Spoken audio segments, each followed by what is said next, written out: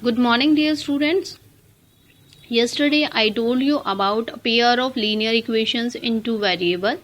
Now today we want to represent a situation in a pair of linear equations, and we want to represent these situations algebraically and graphically also.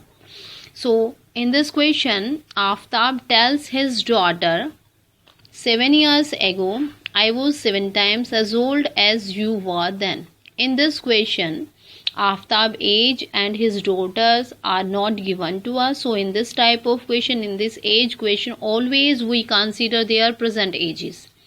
So first we consider, let present age of Aftab daughter is equal to x year and present age of Aftab is y years. Now what is our first condition? 7 years ago I was 7 times as old as you were then. It means here Aftab is 7 times to his daughter. So what is the age 7 years ago? Age of Aftab will be, if age of Aftab was y minus 7, and 7 years ago age of Aftab's daughter is x minus 7 years, because they are talking about the past. So in past we have to subtract this value. So y minus 7 and x minus 7, these are the ages of Aftab and his daughter. Now according to the question, Aftab age is 7 times to his daughter. So it means y minus 7 value is 7 times to the value x minus 7. If we want to equate these two values, so just multiply x minus 7 by 7, and then we can say that these two values are equal to each other, and after solution we obtain 7x minus y minus 42 is equal to 0, and according to the given condition.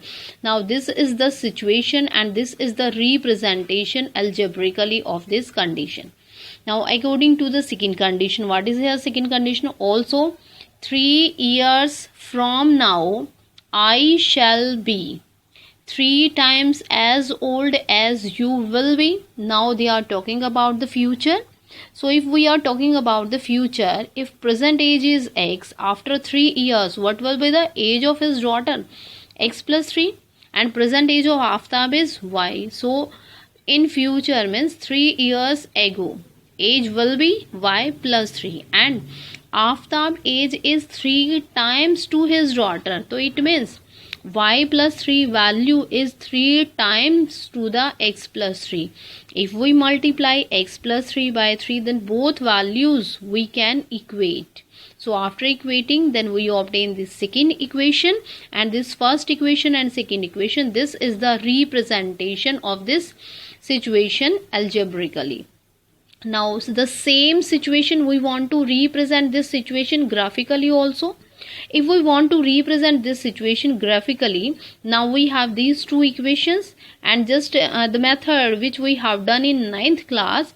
If we want to represent an equation on the graph paper, first we have to make this table, means find out the coordinates, find out the values of x and y, and with the help of these x and y, then we can represent these values on our graph paper. And according to the second line, we obtain that second equation is our 3x minus y plus x is equal to 0. When we put these values, x is equal to 0, then what is the value of y? Y is 6. So first coordinate is 0, 6. If we put x is equal to 1, then y is equal to 9. If y is equal to 0, then x is equal to minus 2. So we obtain these three coordinates, and also for the first equation we obtain these three coordinates. Okay. After obtaining these three coordinates, now we want to represent these coordinates on our graph paper. So first take this, I take here distance of 1 unit. So 1, 2, 3, 4, 5. So these are the three coordinates. First is this one, second is this one, and third one. And if we join these coordinates, then we obtain this line. And for the first line, we obtain this line. And in this case, we know that these two lines are not parallel line. So what are the type of these lines? These lines are coincidental line. Why? Because they meet when we extend these lines. So this is the representation of this situation graphically. And in this question we want to find out these two conditions. Okay.